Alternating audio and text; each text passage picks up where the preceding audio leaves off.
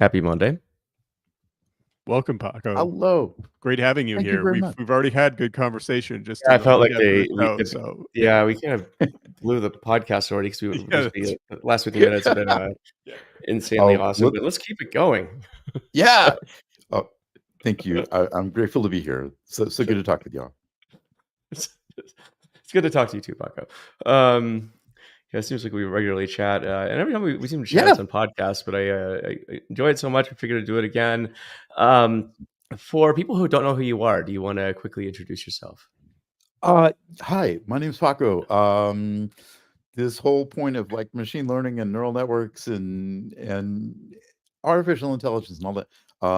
I kind of got started in this against all advice from my mentors a little over 40 years ago. And so I started in grad school in AI in like 83 at Stanford. So I did a deep dive into neural networks, and oddly enough, for all of 1 week, I worked for a guy named John Hopfield at Bell Labs. It was a neural network lab at Bell Labs, and then corporate reorgs hit, and you know the history of Bell Labs. It kind of got bad. It all went sideways. So one moment I was doing neural network development, and the next moment I was doing X25 integration on 5EASS, which is but I've been around this space of machine learning for a while, and have really enjoyed some of the projects. And these days, I'm at a company called Sensing, where we work on entity resolution. And I'm not going to shill for that. That's not what we do here, but it's interesting because we're involved in cases like voter registration, passport control, basically a lot of catching bad guys, money laundering, cyber threat, basically wherever there's like network. I don't know. Have you ever seen a book called Moneyland or Kleptocracy or Autocracy Inc. or I know. Have you ever seen a movie called The Laundermat? It's on Netflix about the Azerbaijani laundromat. So there's been this thing going on for years where there are like tax havens like Nevis or elsewhere in the Caribbean, and you can set up an offshore company, and then you have bearer shares, so nobody knows who owns the company. And so if you're working in a former Soviet state, there's kind of a practice of like, if you're head of a building, contractor project building a bridge, you can skim like 10% off, and then you put it through a shell corp, and then they have a registered agent in Luxembourg or some Liechtenstein or something. Anyway, there's a lot of money that's moving from corruption, and then it gets funneled out through corporations that then end up like paying cash to buy condos in Manhattan, or bribing your officials in EU, or maybe influencing political campaigns in places where there's the government's going to get overthrown. This stuff even like goes out into like illegal fishing operations worldwide, illegal logging, a lot of that. So anyway, there's a lot of like this kind of formalized sort of a cadre of people who are law firms, real estate, investment management, property management, etc., working with oligarchs and working with kleptocracy to funnel money through. And it's a lot of tax evasion, a lot of money laundering. It has, unfortunately, a lot of intersection with other bad things like trafficking, etc. So wherever people are trying to hide their dirty deeds behind a lot of shell corps in the network, that's where there's a lot of graph work to like catch bad guys and identify who's who and what's what. So I do a lot of that kind of work, helping out on the graph side with people who are involved in use cases investigating. Matt, you look like you want to say something. Oh, it's interesting. I mean, we talk like governments have all this insight, and tech companies into what's going on in the world, that we have so much data that nothing can be private anymore. And yet there's still all this stuff that flies under the radar where people are able to escape basic tax law. Launder money. Not. Yeah. It's nuts. I mean, The Laundromat has Meryl Streep and Gary Oldman, and I mean, there's really good actors. It's a funny movie, and it is kind of made maybe a little too humorous given the topic, but it's good. I think it conveys what's going on in general. There's definitely been some reporters. I would recommend Oliver Bolos. Is probably one of the better reporters in this area, but there are others. Um, people who just document it, who like, let's go to Ukraine and look at, oh, wow, here's the former president's estate, which is now formally part of Britain. And so it's not under Ukrainian laws, it's under British laws. And let's Hmm. go to, the places where you register companies in Nevis, and oh, that's basically mailbox, etc. And let's go to, on and on. There's people who've like uncovered it. And the weirdest part about this, or rather the most ironic part about this, is the more that the US cracks down on it and tries to get more transparency, the more that all of those mechanisms get onshored. And so Reno was leading it for a while, and now a lot of this is in South Dakota, and basically there's a lot of there's a lot of it that's basically we're hosting the corruption now for the rest of the world. So it's a very strange place, but there are ways of doing AI applications to try to unearth some of it, and that's been really fun, especially where there's open data and we can show tutorials about how to do that. Uh, and yeah, chasing bad guys basically. Interesting. It sounds very utopian and very dystopian at the same time. That AI It's terrifying. It's terrifying. Yeah, I mean, the amount of technology that you have to just like go find the needle in the haystack just to be able to make the connections. You do really have to rely on using machine learning, and it brings up a lot of questions. And yet, on the other side, you see what's coming at you, and that part's terrifying because, I mean, there was one case of like a guy out of the Middle East, very wealthy, and stuck a lot of money through Shell Corp so that when he divorced his wife, she couldn't sue because the money is actually someplace else.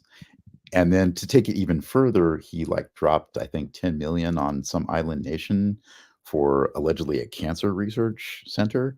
And then they granted him honorary diplomatic status. Wow. And so now he cannot be taken to court in the UK because he's a diplomat. And so, I mean, it's like the things that these people are pulling. Yeah, it's horrible, evil genius. Have you heard of speculative libel? What's that? Yeah, there's a law in the books in the UK. I mean, I'm no expert, but it sounds like something, back in the day, if you said something bad about King Henry VIII, you'd get beheaded, right? So there's this long-standing history that you don't say bad things about the upper crust in the UK because they don't like it. But I mean, these days, blue bloods aren't going to invoke those kind of laws. It's bad PR. But when the oligarchs showed up in force in Europe, they're like, oh, hey, look what we can do. And so there's this thing where if you try to investigate people in power who may be involved in corruption, they can come after you with speculative libel before you can do your investigation. And so this is the thing that I think Bill Browder, the famous entrepreneur out of the US who was very involved in Russia, became such a critic of Putin. They hit him with speculative libel, and the deal is, I mean, he has a lot of money, so he could fork over $500,000 up front to defend himself, but otherwise you end up going to jail because you're doing an investigation. So Matt, we know what we're doing now. We make a lot of money. We're gonna get diplomats, get UK diplomats. Yep. I mean, it's hard not to like research and study this stuff without thinking, crazy. I could do that. Oh, yeah, I could. I mean, all of us could. The opportunity's there. You just need to be willing to do it, and also have a lot of money.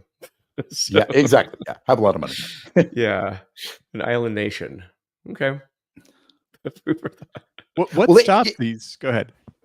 I mean, it's interesting because it is actually one of the factors. There are reports that, like, you look at how much real estate has gone up on the coasts. Yeah. Like, you look at Manhattan, you look at, some of the cities in the West Coast, you look at Miami.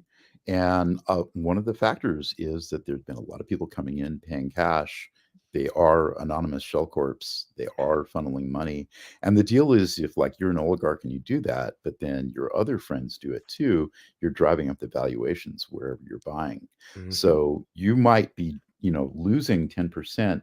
Basically, there's this scam where you move money into one shell corp and you have a somewhat corrupt bank like Danske or something, or Deutsche Bank. Oh, sorry, did I say that? A bank that turns the other way. But basically, you keep moving the money through shell corps and you peel off a couple of percent every time. And so you make it look like a legit transaction. And after a few of those, then you've got your money laundered, but you've lost about 10%. But then you drop it into real estate in Manhattan and then you double your money. So basically, you've made a great investment. And Miami, there's like entire islands in Miami that are dedicated to this. Oh, wow. Okay. So it's an entire like sort of cottage industry of Florida then, or? Oh no, it's not cottage. I mean, there are like huge law firms, huge real estate firms, huge property management firms. There's PR. There's like the whole package. And oddly enough, a lot of these people get together and they sort of support people of a political ilk that kind of likes Russia and sort of says we should deregulate everything because basically there's also money flowing in the direction. But know who that would be. Yeah, I might need a graph to find that out. Yeah, exactly. That's interesting. Yeah, the art world also is pumped up from this kind of stuff too. There's a lot. It's, yeah, that's interesting. Perhaps AI valuations are pumped up for the same. I don't know. I mean, just speculating here. Certainly, some Web3, I think, may have. Yeah. Yeah. What are your thoughts on the current state of the AI industry right now, Paco? Yeah, okay. It's really interesting what's going on. I mean, I think we were talking a little bit before. I guess I would kind of break it out. There's definitely, what is AI?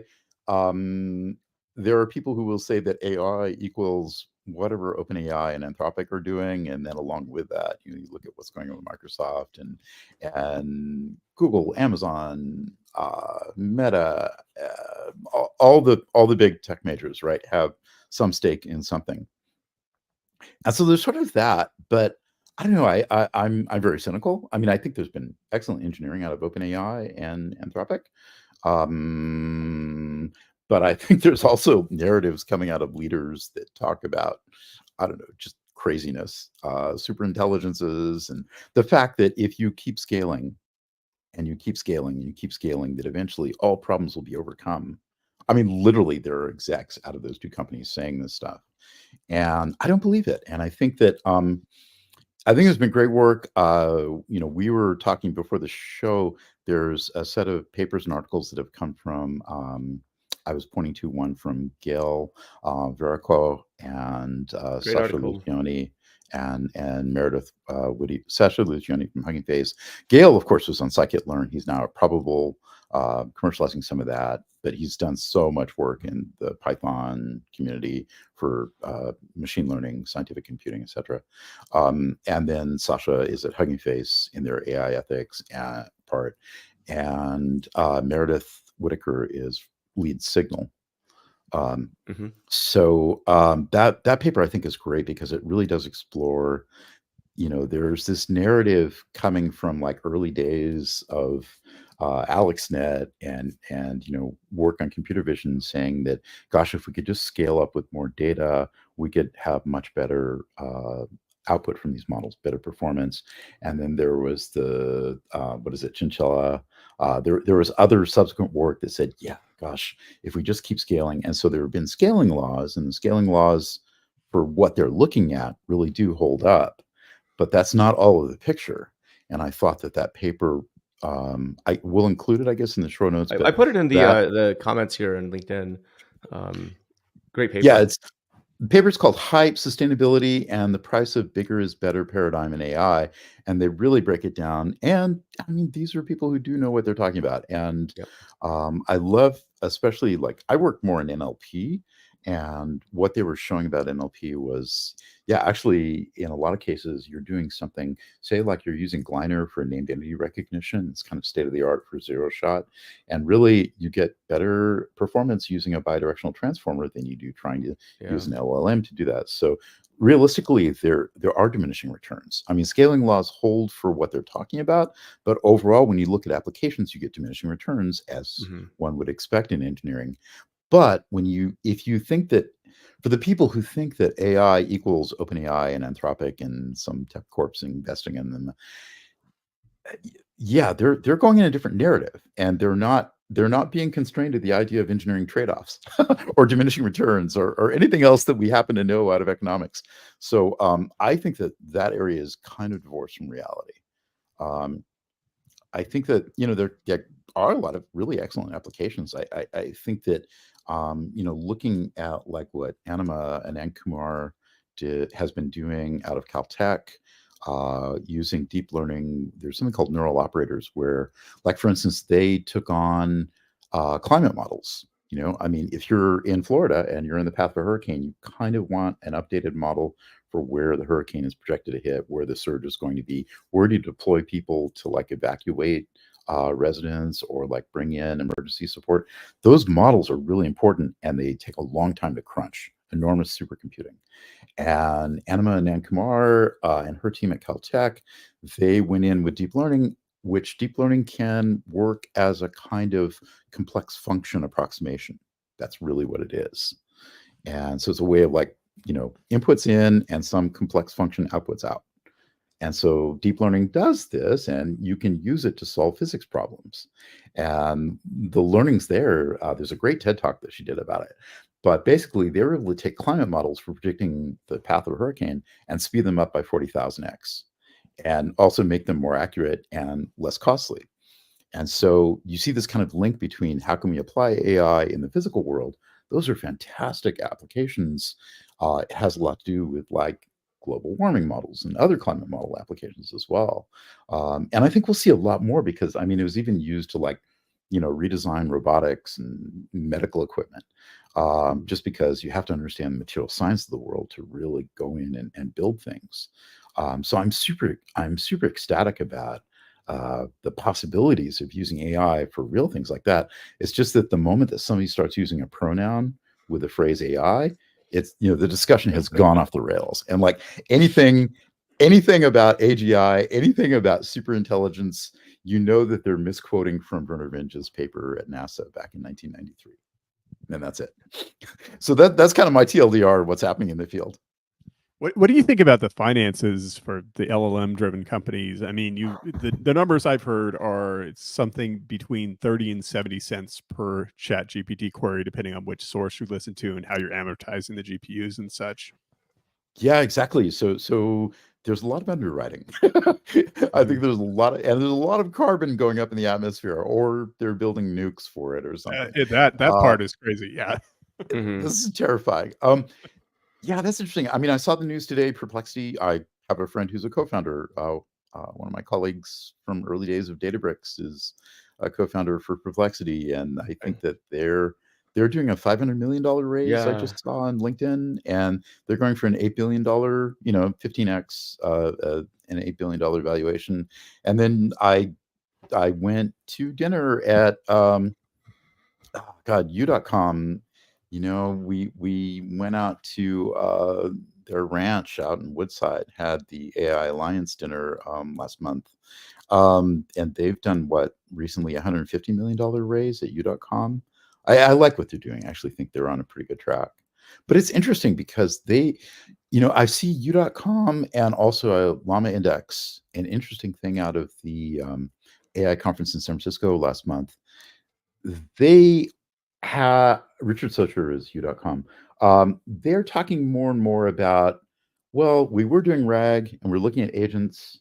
And what we're really focused on now is taking much more complex inputs and having much more structured, complex outputs. So, it's a research tool. It's like you have something you're researching. Yeah, great. You can be using, whether you're Llama Index and you're doing this open source, or you're U.com, and you're using a lot of other high-end LLMs.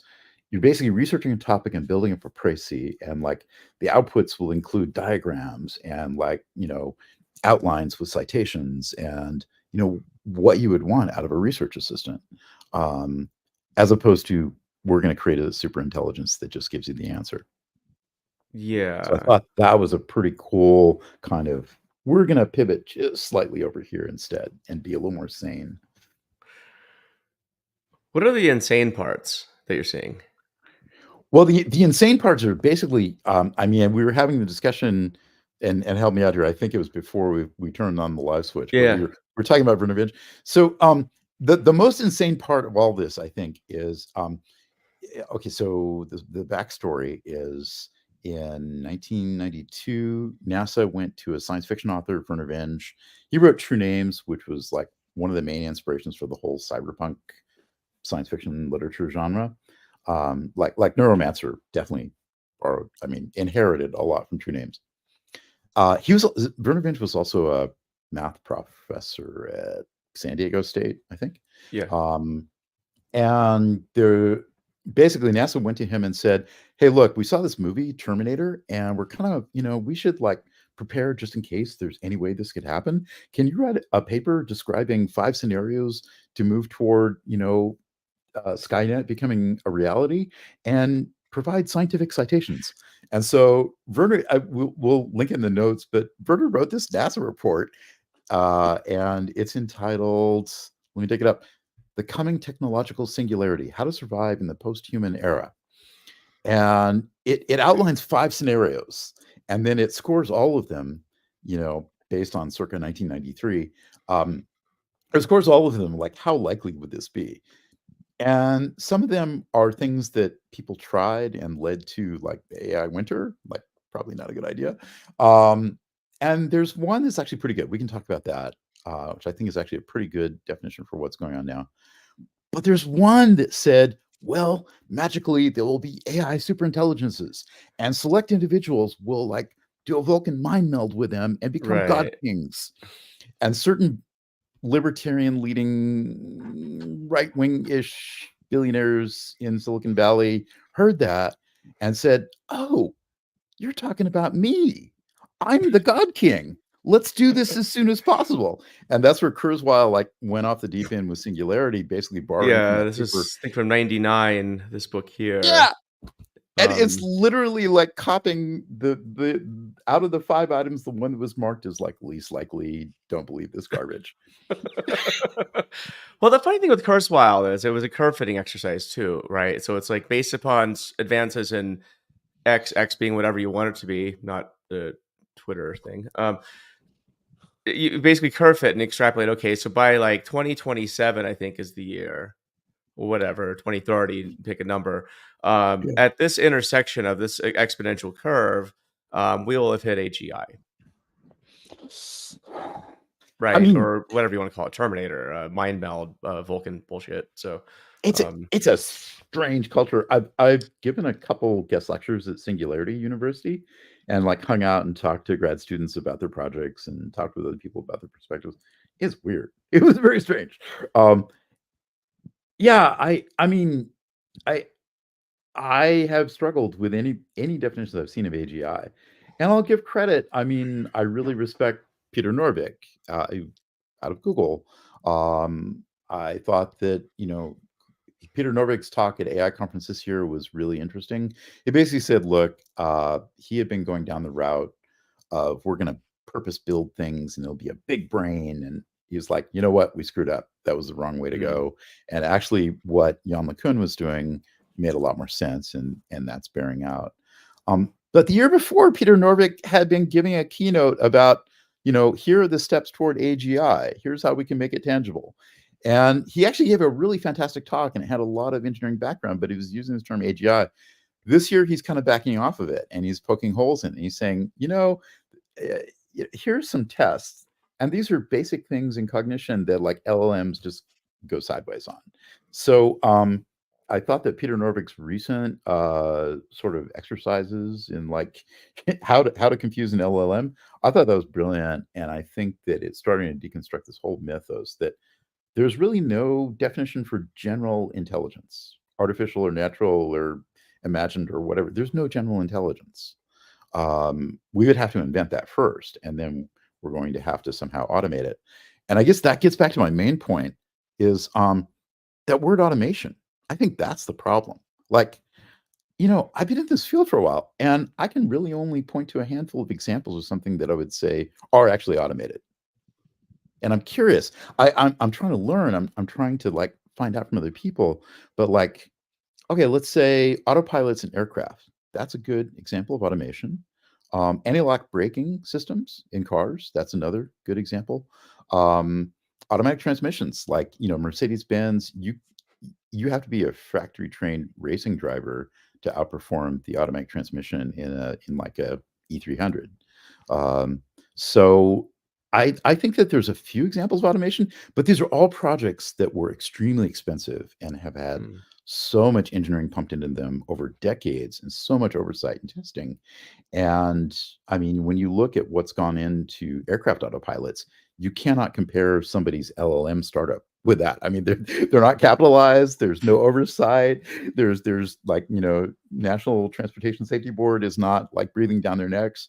And so when people talk about automating things, I can't really point to. I mean, even like routers, to me, routers are not automated. I mean, anybody working in network security knows pretty well that you happen to go in and play with them at the operating system level quite frequently because there are cyber attacks and people trying to reroute their tech stack. So I mean, that's a question I would have, and I'll shut up for a moment. It's like, do you have other good examples of something that actually is automated? Well, and the cost of these models is insane, right? And the expiration of them, right? The capex depreciation of these things is nuts. Yeah. If you compare it to, say, Autopilot, for example, which has been around for a long time, and I know pilots who, one of my friends has been flying commercial aircraft for 30 years. Autopilots, that's standard, right? They're great. But you know when to use it, and you also know as a pilot like when not to use it. But you develop that intuition. But the thing is, it works. It's safe. It flies millions of people around the world. Maybe billions of flights. So, but the stuff I hear now is like, well, we're going to automate everything now, right? Agents for your workplace, exactly. And when I try and use ChatGPT to automate stuff, I'm like, this thing sucks. Actually, like, I'd rather it's easier for me to do it myself or write a process diagram, maybe automate some things with code. But like, I don't know. It's interesting. I mean, maybe there's some business process automation. I mean, maybe there's some things that can be scripted. I buy that. Yeah. I mean, maybe we can accelerate how people.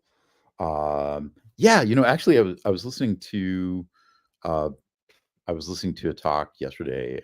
Some people out of the Pentagon, and frankly, so much work at DoD and the Pentagon is just like armies of people pouring through.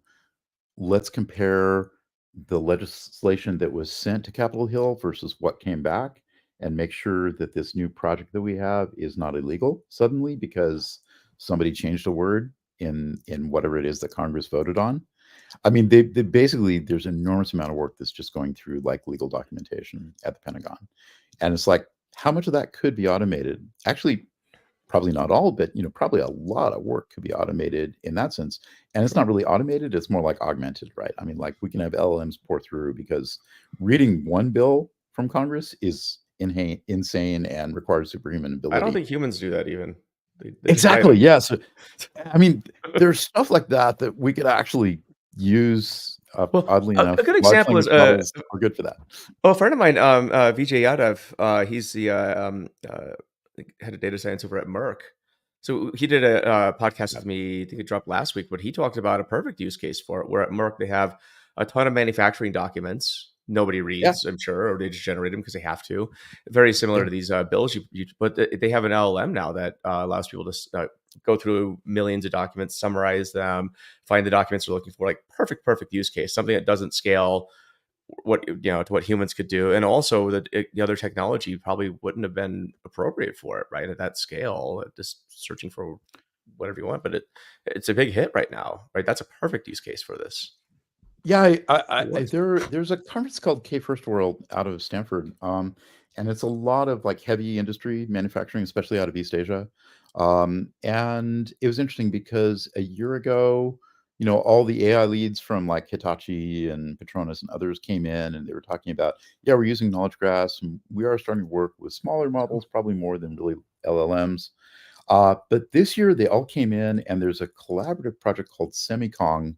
There's a foundation model basically taking Llama 3X and then building on top of it. But it's like semiconductor manufacturers throughout, Taiwan, Vietnam, Singapore, South Korea, etc., came together and said, let's build a foundation model. And we all have this problem where, it takes armies of, thousands of people to work on a new chip and debug all the process. And I used to work at Motorola. I know what that's like. And you're just pouring through process trying to troubleshoot, why can't I get this one power line, why can't I get it to work, because now it's acting like a microtransmitter instead of actually transmitting power. And in semiconductors, it's a huge problem. You just throw armies of people to troubleshoot for years and years until you can actually solve it and get reliable chip production. And what they found was like, no, let's actually take all the docs we have and essentially build up some kind of chat tool so that, if a person's troubleshooting, they can start asking questions and maybe brainstorm other ways to troubleshoot this quicker and leverage what other people have found. And again, it's teams of people and machines working together in that sense. Yeah. But Semikong has had a lot of effect. I've seen talks out of Samsung and others where they're really using this.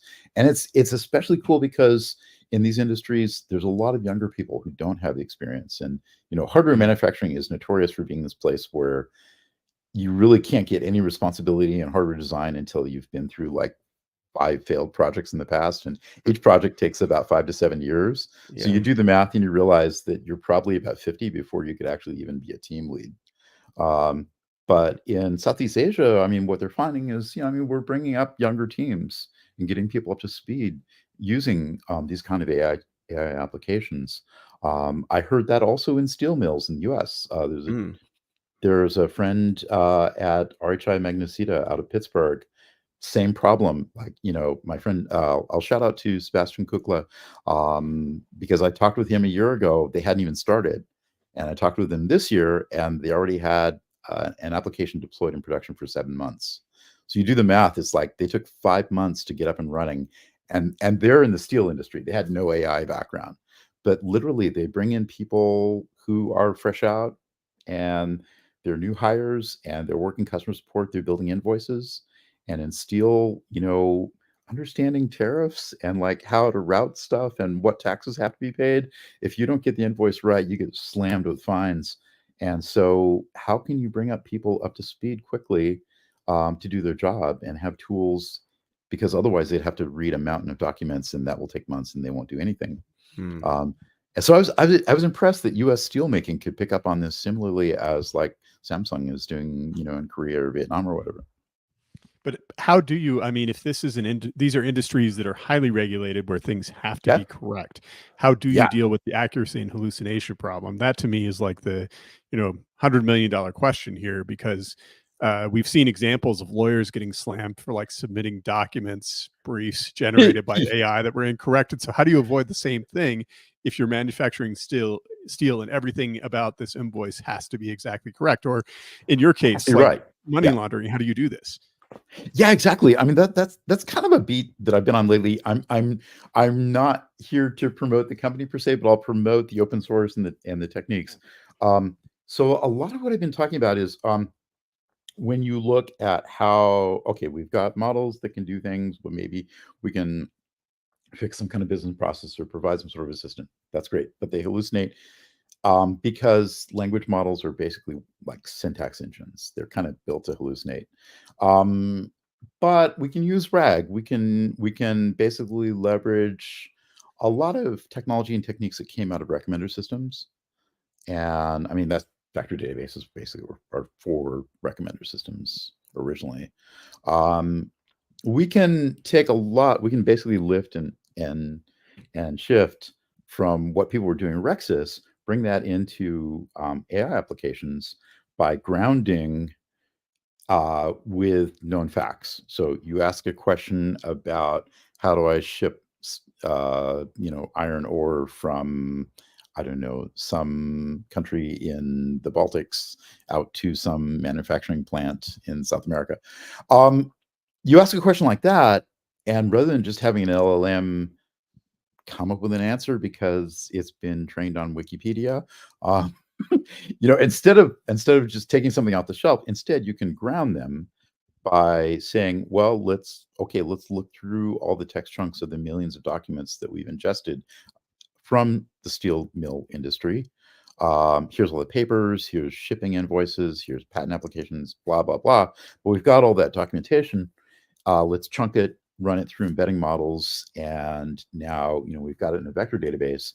When a prompt comes in, we can basically do some work to figure out what are the actual text chunks that are actually closely related to this question, and then use those as a starting point to feed into an LLM. The LLM at that point is basically formatting a nice response. But you've got the source documents, and so you can point to them as citations. Well, that's a good step. That's what RAG does. And then GraphRag has become popular. The notion of GraphRag is like, well, that's interesting, but we can take, in a vector database, we've got all these text chunks, millions of documents, we've got them all chunked, we've got them all encoded as vectors. We can take a look at who the neighbors are for each chunk and build up a graph of which chunks are closely related to each other. So if you get a hit on one, then you can walk the graph out to others, and that's what Microsoft GraphRag was. Or you could say, let's parse the text that's in the chunk and extract out the entities and the relations from them and build up a graph. And then when a prompt comes in, we'll hit it both with the vector DB and find out which chunks are best. But we'll also hit it with a graph query and figure out maybe, here's like an example, like if you asked about Al Gore and there might be documents about former Vice President Al Gore, what he's doing, I'm sure you'll get a lot of information. If you try and draw a link from Al Gore to like Tommy Lee Jones, people go like, what does that have to do? But you might have a graph in the background that knows that they were roommates at Harvard and they started a country music band together and they've been lifelong friends. So can you get past just the text similarity metrics of what you'd be doing with RAG in a vector database? Can you actually start to do multi-hop queries and traverse the graph to find non-intuitive connections and then bring up better information, better recall? So we've cataloged like 8 different meanings of the word graph and GraphRag, but it's this idea of leveraging a graph. You might have a knowledge graph that you've curated because you have models in the steel industry, about your vendors, about tariffs, about tax practices, etc. And when you bring in 100 million documents, you're linking those into the graph that you already had. And when a prompt comes in, then you're working through that. And that's going to help focus your answers more. Definitely, we're seeing this have a lot of application in what we're talking about, like money laundering and catching bad guys. Also, a way to traverse the graph because the bad guys are using a network to hide their crimes. So I think that what we're seeing is if you can really leverage like that symbolic AI, which graphs represent, along with more of the statistical approaches and get more of a hybrid approach, kind of best of both worlds, then you end up with something that is a lot more sane. And I buy those applications. I think those are really bearing out. That's really interesting. Walk me through this too. So I know when we were at the a few months ago at the AI Quality Conf in San Francisco, chatting, you did mention this pendulum swing from statistical learning to symbolic. Where do you think we are on that pendulum? And then, are there other symbolic approaches apart from graphs that might find utility? Great question. I mean, certainly, we're in a very good space for the empirical side of machine learning. And I take that personally because my grad advisor actually got denied tenure at Stanford because he was doing empirical machine learning, and the powers that be at the time said, no, it's not academic. And some of them later became billionaires because of Google. So, I think, looking at the arc from like 2012, 2013, what AlexNet really launched in computer vision, and also how can we leverage GPUs. I mean, there was use of GPUs before, but it really popularized it because it had the algorithm, it had the way to compute it, sort of, here's the ops part of this taken care of, but it also had the data set, the killer data set from ImageNet. And so, you're looking at 2012, 2013, and we're a decade plus out from there. So that pendulum swing of like symbolic to statistical is about a 10-year period. So we are starting to see this swing back, but we've definitely been at the high point, the zenith for where machine learning is at. And also, I mean, for what it's worth, I mean, this is all projection, but if you look at like future studies in technology, if like the diffusion of innovation curve, where there's like early adopters all the way out to laggards. Well, if you were to imagine doing like an integral on that function, you end up with something that analysts call a J curve. It basically says like the full technology adoption cycle is about a 12 to 15 year period. So if something gets started, for the first few years, only a few people know about it. It eventually gets adopted. About a decade out, Gartner has written many reports about it. And basically bank VPs are talking about it. And then, you kind of know that like people had been jumping their jet skis over sharks. So there's about a 12, 15 year cycle on most kind of technology innovation. That's just how long it takes to like percolate out. And so I think we're kind of there, which means that we're probably ready to have other elements come in. There's a great talk.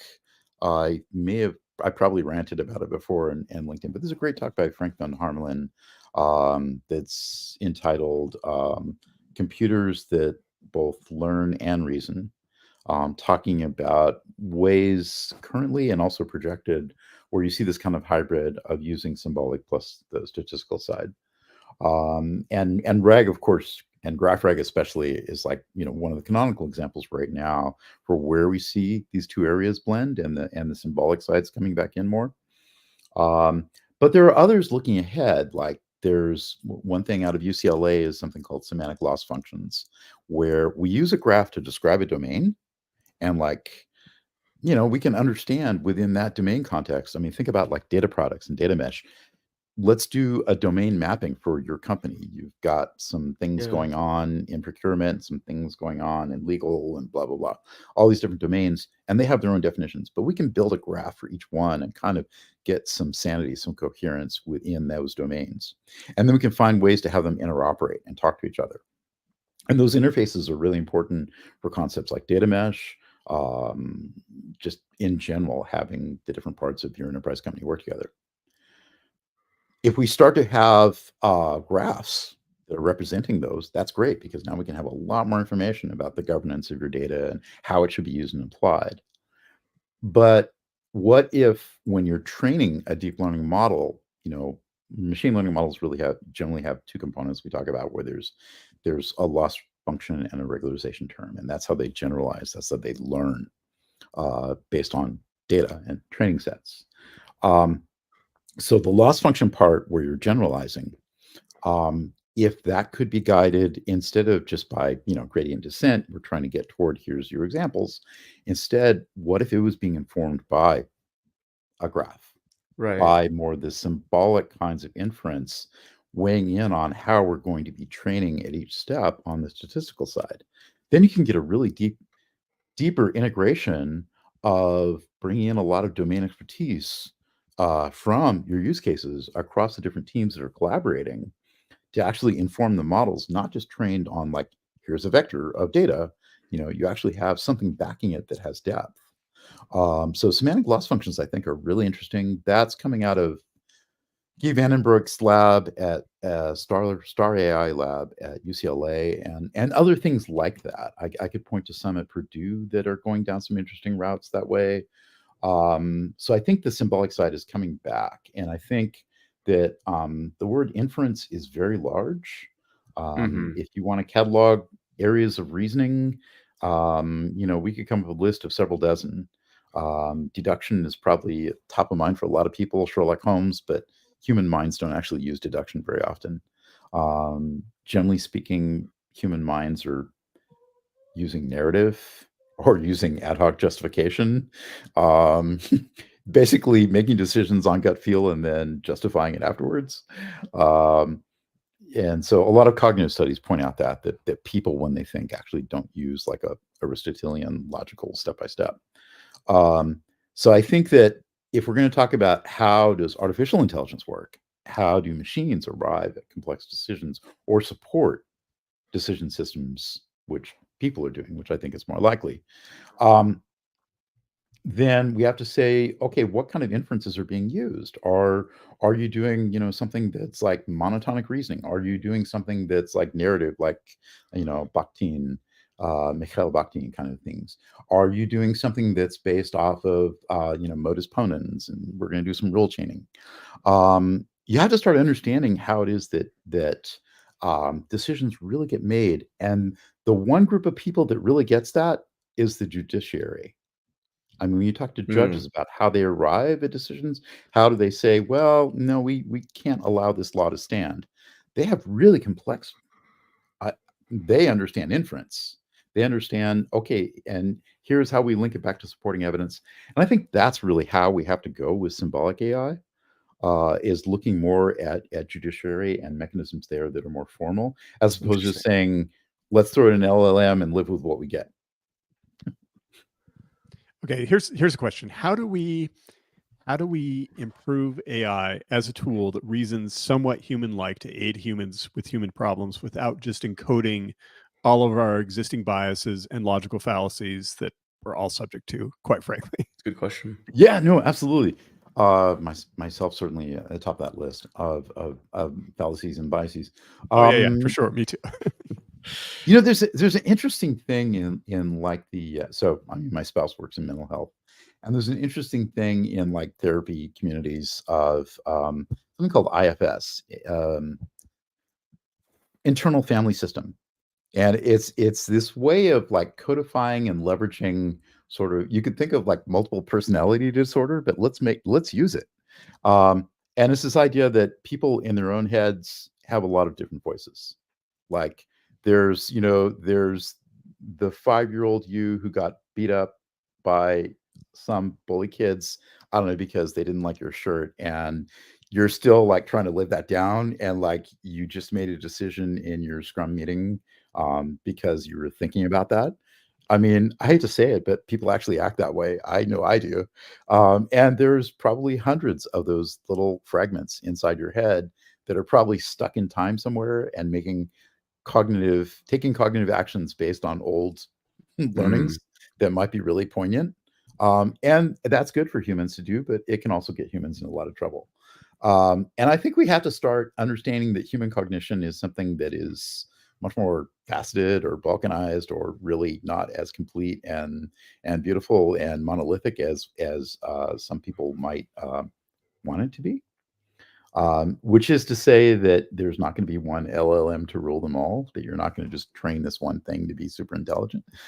It certainly doesn't happen with humans. You're probably going to have a multiplicity of agents that all have their own areas of domain expertise. And when you ask a question, they're going to weigh in. I think that the answer to that would be like any corporate meeting I've been in, where you're talking to the CTO and the CEO, and they want to do a new initiative, and there are people like, what the hell do we do next? And you get some ideas, but like people from legal are like, oh, that last one, you cannot do that one, this is why.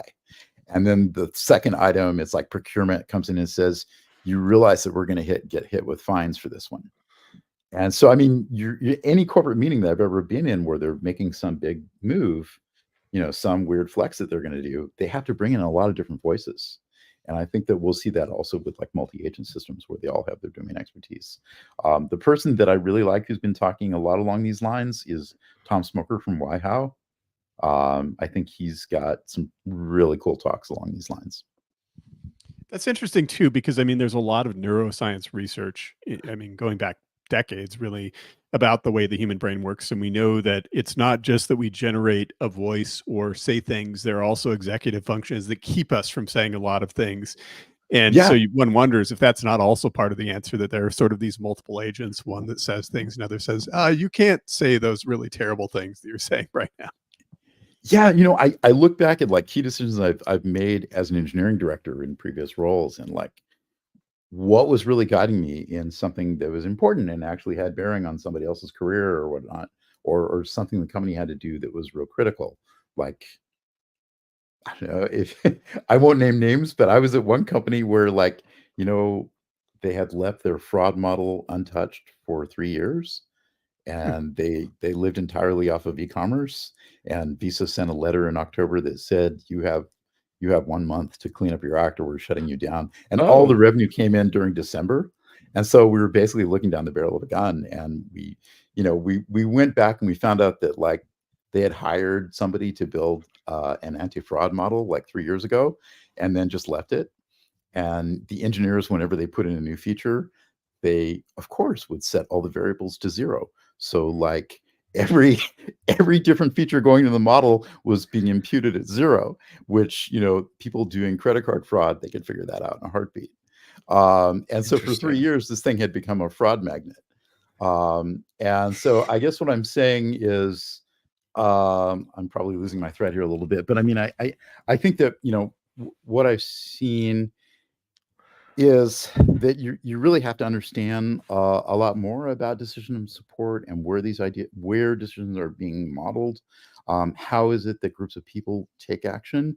And in my own work, as in that case, being in the hot seat, leading a team to rework their fraud model, what were the decisions that I made? Because I know there's some real drivers for me as a manager that go back to, like, things when I was a teenager, trying to figure out how I was going to live in the world. Mm, Um, and I know that, nothing is like a single Aristotelian syllogism where I'm going A, therefore B, therefore C. It's like there's a lot of executive functions in the back of my head going, oh, hell no, don't do that.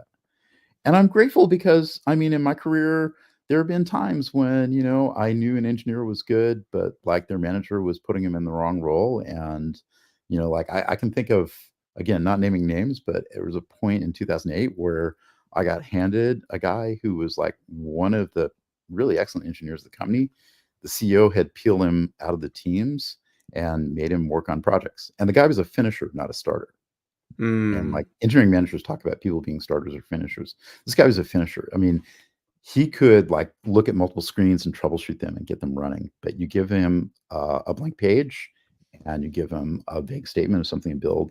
And what happened was he literally would stare at the blank page for like 2 mm. weeks. So the CEO handed me this guy and said, put him on PIP, get him out of here by the end of the month. And Oh, instead, I was leading a data science team. So I made him basically help desk for all of these, PhD machine learning people. And the guy literally would have 3 screens up at any time with a line of people behind him. And he was troubleshooting, multiple apps, like getting the operation side of it working. And he became the most valuable player. And my boss was really pissed off at me for not firing him.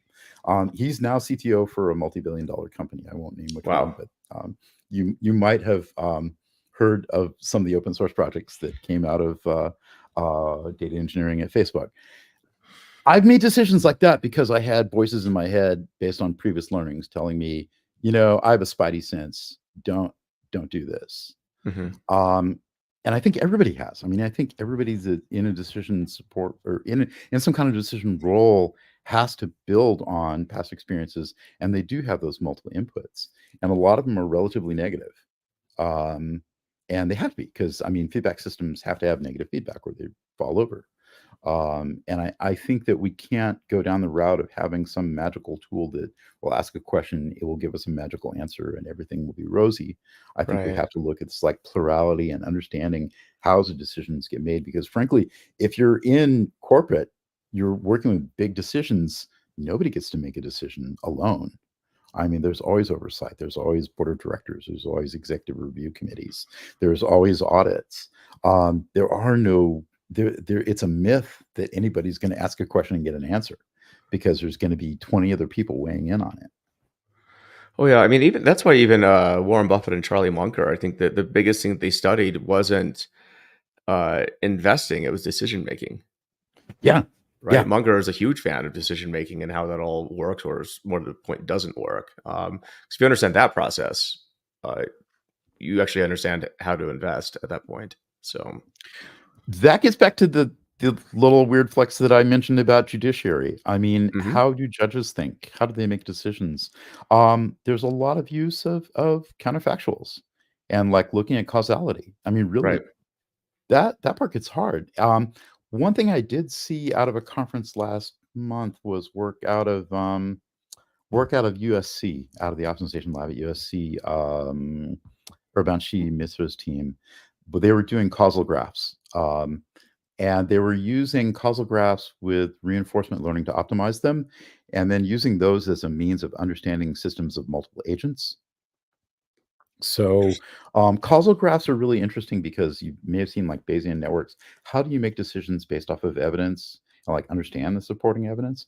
It's it's been historically very computationally intensive, so people don't use it much.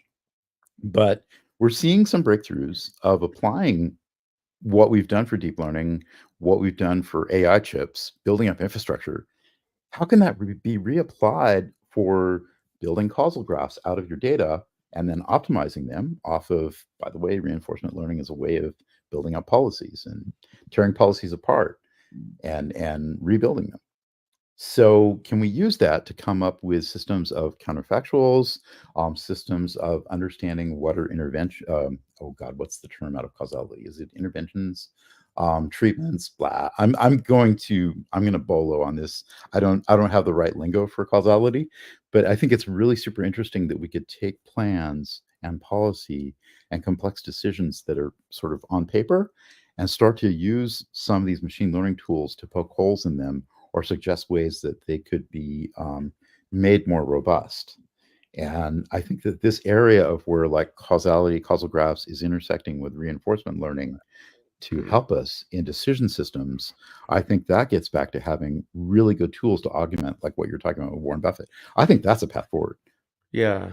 Well, what are your thoughts on right now? There's any big office tool. We were talking about Microsoft Office, Yeah.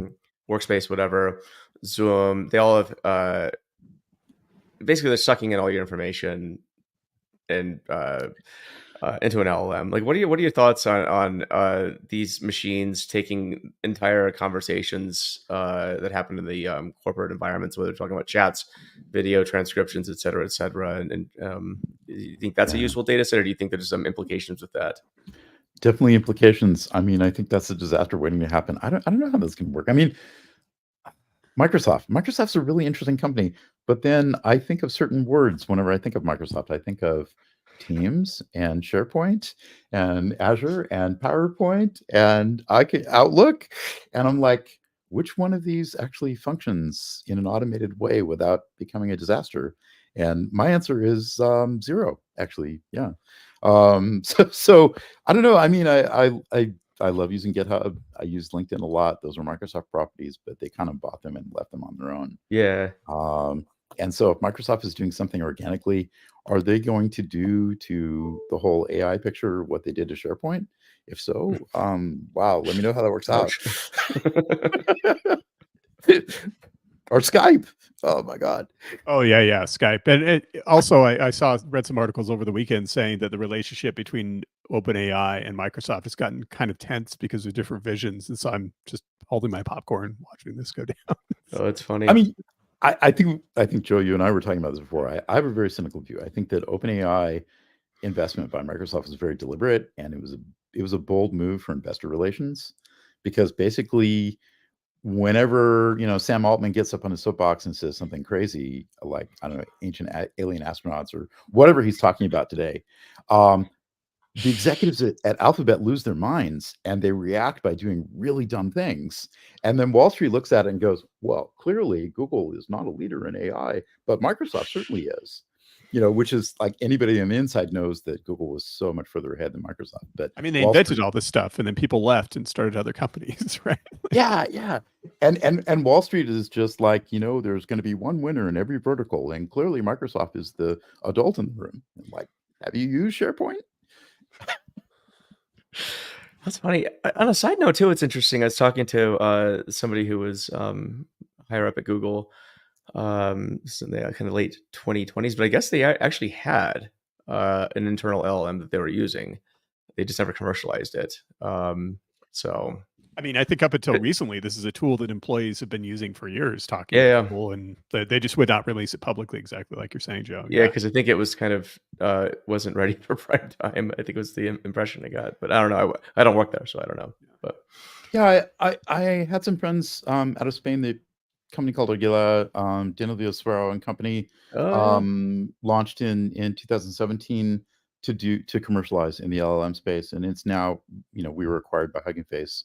But breaking it down back in 2017, there were a lot of different teams that were looking at this idea of very large language models. There had been language models obviously before, but this idea of, what can we do with like attention heads? How can we kind of tweak what's going on with transformers and get to the next level with them? There are a lot of teams doing that. But Google was the one that came out with a paper first. And that was in 2017. So yeah, they've had it for a long time. Although arguably, Allen Institute was the first one to release open source. So NLP template or whatever, Allen AI templates. I'm blanking on the name, but it was the Elmo model. They were the ones to really push anything open source first, and they're kind of quasi related with Microsoft, but not exactly. And so yeah, there were a lot of different teams, but the thing that I didn't know till last month was actually the team that originally did Llama went on to become the team doing Mistral. Facebook oh okay. team, Meta had a team out of France that was doing that. So I mean, there are multiple different teams working in this area, and they've done very notable Yeah. things. You look at where Elmo came from. Allen Institute. They've just come out with Malmo, I think, if I'm pronouncing it correctly, but like the multimodal embedding model that looks really cool. There's a Interesting. new open model series they're doing. Yeah. Who knows? Maybe Mistral gets reacquired back into Meta, just like Character AI did. So with Google, If Interesting. the EU allows it, yeah, we'll see. that's a good point. Yeah, that Yep. gets into other questions too. Yeah. I What know. do you? I am really impressed with that, with what's going on the Llama side. Oh yeah, yeah. It's what most impresses you about what's going on in Llama?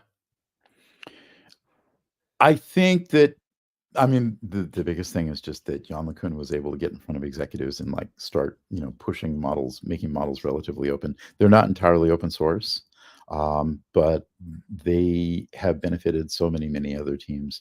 I mean, a lot of the ones that we've been talking about today, like U.com is, largely based off of Llama. I mentioned about Semikong that's being used by Samsung and others, that's based off of Llama. On and on and on. There's so many projects that are real that are coming off this.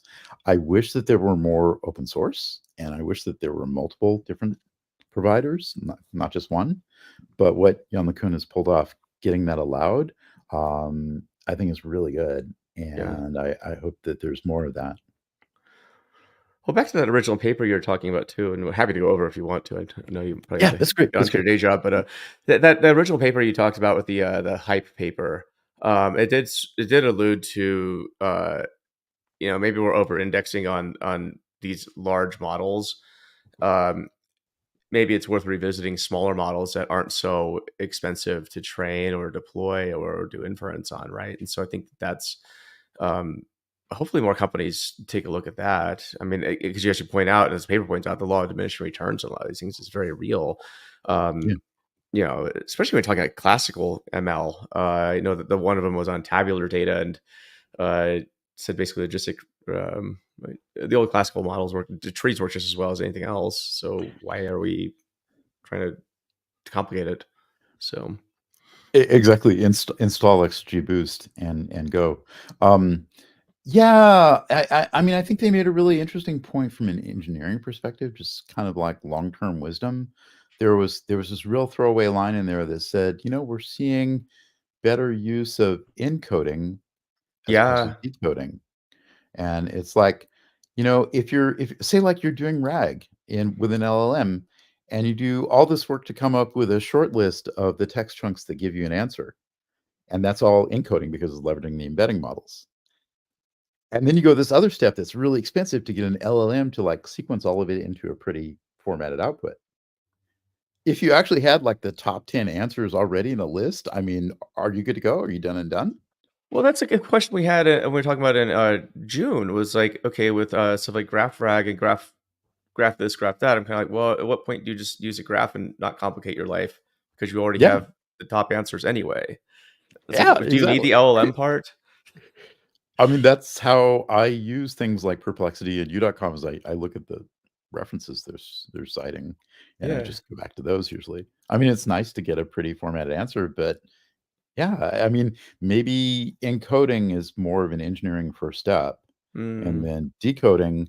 I can see decoding in some ways, like where I work at in terms of building graphs. You have things like entity extraction, but you also have relation extraction.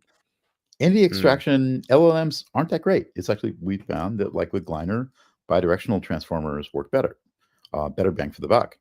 But relation extraction is a hard thing, and I don't think there's a lot of good answers yet. And that's something where LLMs actually could have enough context, but they need to be. I'm not. I'm not going to bet the farm on a zero-shot relation extraction like tomorrow. It's going to need to be fine-tuned for a given domain. mhm. But yeah, I can see there's going to be some mix and match. Interesting. Time will tell. So, what are you most excited about over the next year in the fields of AI or anything really? You're Paco. You have very wide interests, so Well, for the rest of this quarter, I mean, for the next 3 months, I'm actually going out to. I think Joe, you have a very similar thing. I know that I look at my schedule and I'm at least 1, 2, or 3 conferences every week from like now until winter break. yep. So I'm going to a lot of conferences, and I hope to keep an ear to the ground and learn a lot of things and find out what's up, what people are doing. I've got a series of talks called Chasing Bad Guys with open data That's and cool. open models.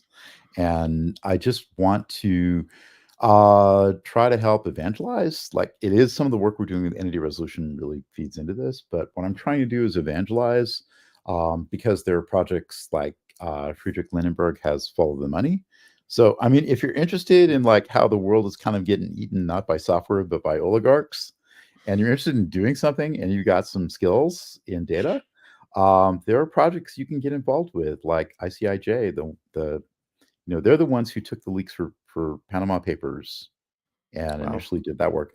But they've had leaks from all kinds of sources. The latest one is, oh gosh, they've had like 6 or 7 different revs of this where like somebody will leak a bunch of documents from a law firm and like suddenly there are data sets showing up that show where all the dirt is buried. Oh, So I mean, get involved with ICIJ or donate or something, help them. But Follow the Money needs, it's an open source project. It needs committers. It needs applications. They're developing ontology used for graphs for like how to catch bad guys, but they're also developing a lot of the hard work that has to be done because in this area of catching bad guys, spotting the fraud that's being hidden through very complex schemes, it's traditionally been extremely manual work. And at a bank, about the best you can do is say, wow, somebody tripped a threshold. There are too many money transfers coming from this one source, or there's too many money transfers hitting this one beneficiary. But the banks traditionally weren't going to the next step of like having a graph to connect it. hmm. So if you can start to use graph analytics and graph ML to understand those pathways in like How do the you dark prevent an oligarch networks. from like infiltrating these projects? And Yeah, no joke. Yeah. yeah, because I was thinking Matt Housley, for example, he's an oligarch. He's going to contribute to these projects and erase his name from everything. I Well, mean, now I am. Now I know how all now this you stuff are. works. Yeah, yeah. It's just like Well, he's yeah. I have heard of at least one instance of that where people are starting to raise eyebrows. The nice thing is like with continuous integration, pull requests, the whole get mechanism, at least there's transparency for projects you can start to like audit. Yeah, Hopefully there are I people was thinking of doing that code example reviews. with that Linux. Uh, uh, what was that? A couple months ago? Yeah, somebody was basically grooming um, the lead on that project and basically almost committed like something very catastrophic for the whole world. So, Exactly. Yeah. We're seeing a lot of this. I subscribe to security feeds, network security feeds. And I mean, every morning it's a horror story. Um, yeah. But I mean, there are places, or like, the other thing too is get certification on human trafficking. Like, what are the tooling? Yeah. What I'm trying to say is, like, we know how these mechanisms work. Journalists have uncovered it. The Azerbaijani laundromat, there were $3 billion moved into European bribes, European officials. It was 10 years ago. No one's gone to jail yet. There was like extensive investigation done. But the thing is, the investigations are really manual. So if you really are interested in these areas of data engineering and ML ops and machine learning and if you want to get in and like work against illegal fishing or illegal, illegal lumber, there are ways to get involved and maybe get certification in like spotting how these crimes are getting committed, like human trafficking. There's 2 certifications for that. And joining on some of these projects. A lot of these are data projects. Data quality is really the hard problem, and I think that's the thing that excites me, is that Cool. I don't like what the oligarchs are doing, and I want to work against them. Who was the guy? Matt Housley? Did you say the oligarch? That was just joking. That was Matt on the screen. I'm joking. Here. I'm kidding too. Yeah, exactly. Yeah. He's, No, I'm on your radar. He's a Kaiser Soze of the data world. He's yeah. He actually single-handedly controls everything, but he's just on podcasts as ruse. So. That's right. Well, I'm just collecting data right here. Like, so what did you say about your company? That's like the next James Bond film. It's like they'll start out with a podcast, It's like like a Dr. dorky Evil podcaster. No offense, Matt. That I'm gonna go check these out. Actually, this seems like I've been looking for something to something bigger than myself to dive into, and this actually seems like an interesting path. So. Versus like going and handing out sandwiches downtown at the homeless shelter, which I still do. I mean, we still do that, but it's just like, this seems interesting. Yeah. So. No, I know our family's been involved in like a community garden, community kitchen thing, like similar. Yeah. Those community things are important. But I mean, so like, I think we talked about it before, but what struck me was this project that we'd done with Esri a few months back. But like, when you can get the geodata, but also the ownership data, and like Spire is a maritime data set, talks about what ships are going out to sea. If you know some of the ships that have been caught, they've been busted before for illegal fishing, and then you can track them when they change their transponders, but you can still track their ownership, and then track them when they go dark and rendezvous with their fleet, and then look at their fleet operations off the coast of Peru.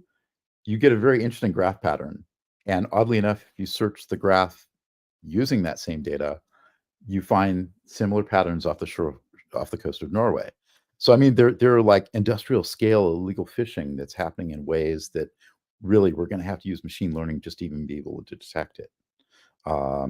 That's something that really, it gives me a lot of hope that we can take all these tools and apply them for things that are really important. Yep. And sorry, Jenna's asking.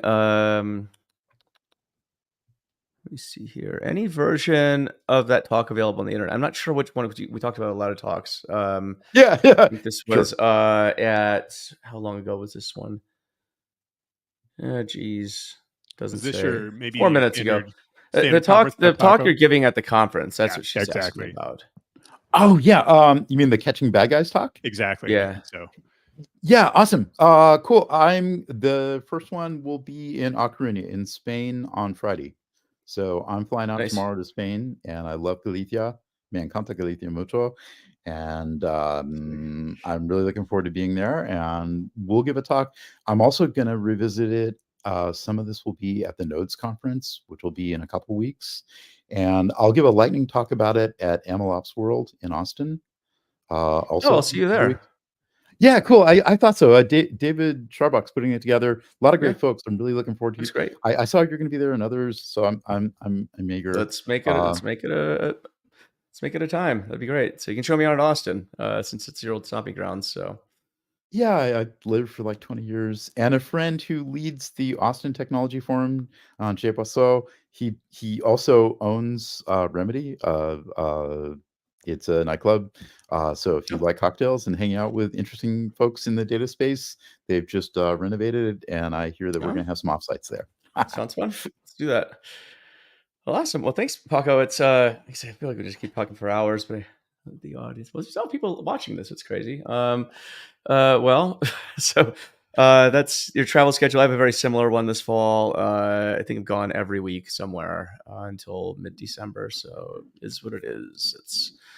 It's how it goes. I hear that. Oh, and I apologize to everybody too that like the comment section. I realized there's like 60 comments that I didn't see because we were talking a lot.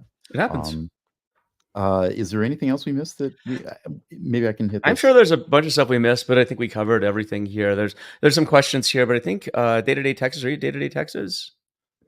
I don't know. I mean, I think that once the winter holidays hit, I'm probably going to shift gears a little bit because I'm going to be seeing my family like one day at a time for like the next 3 months. So I'm not sure what January is going to be like. Yeah, same. I'll be there, Jenna, but because Matt and I guess, are kind of the ringleaders of the finale. So, but apart from it's a really good program this year. I'm really super impressed, and I hope to be able to get around there, but I'm not really sure. You totally get it. Well, Troy, I wish you all the best on your travels. I know there's a lot going on. There's a lot. And then, and for the audience, I'll be skipping next week. I'll be in Finland for Helsinki Data Week. It's going to be a lot of fun. And then November 4th, it's the grand finale of the Monday Morning Data Chat. The show will be no more. But Paco, you're the final guest. So this it's awesome to have you on. Like I said, every time I talk to you, I feel like we can just like the conversation can probably keep going for a long time, and they often do. But I would love to. Well, this is a fantastic show, and I'm grateful to get on, and I look forward to what you got coming up next. Yeah, I think we all are. So awesome. Well, thanks, Paco, and thanks everybody. We'll see you in 2 weeks. So bye bye. Thank you, Joe. Thank you, Matt. Bye. Thank See you soon.